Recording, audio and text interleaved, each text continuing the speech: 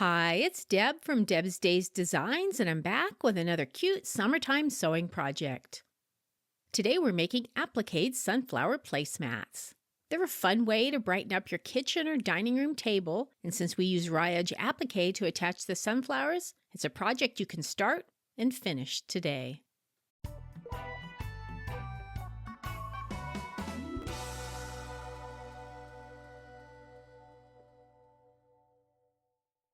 Alright, let's get this project started.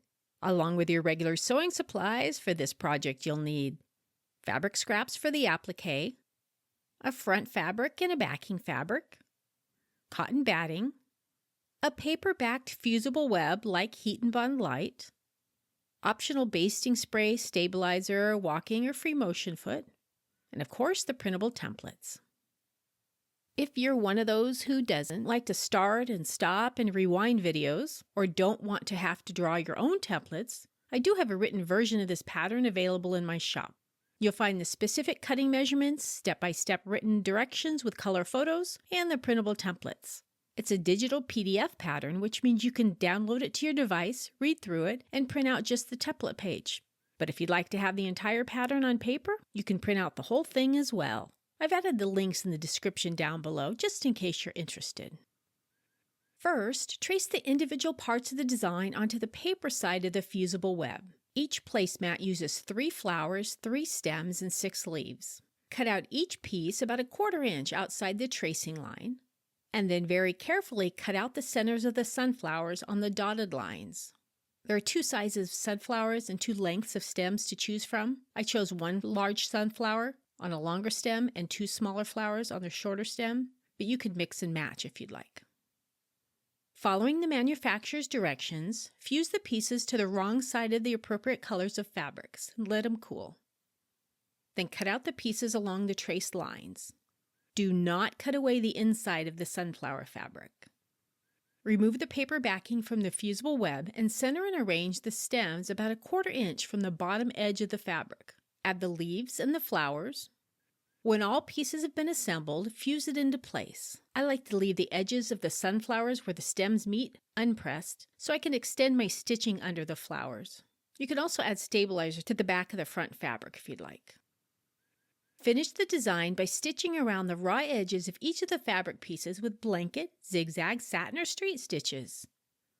I appliqued the stems and leaves first, pulling back the sunflowers so the stitch extends under the flower. Then I fused the flower edges into place, and then I stitched those down.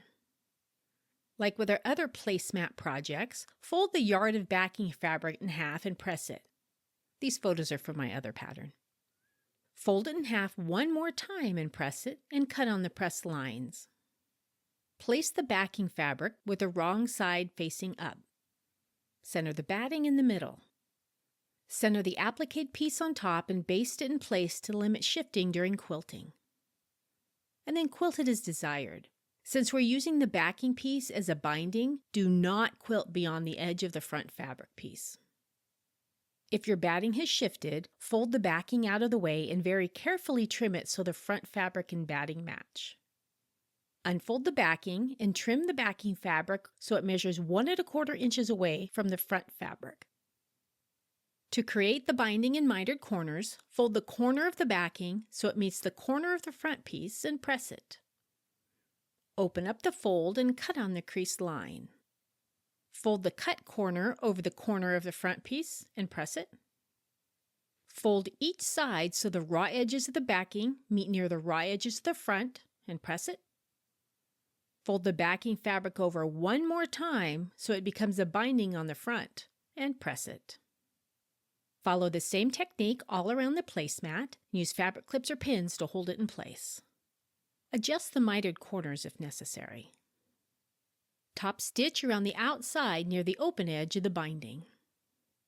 And just like that, you've made your own handmade, homemade sunflower placemat set.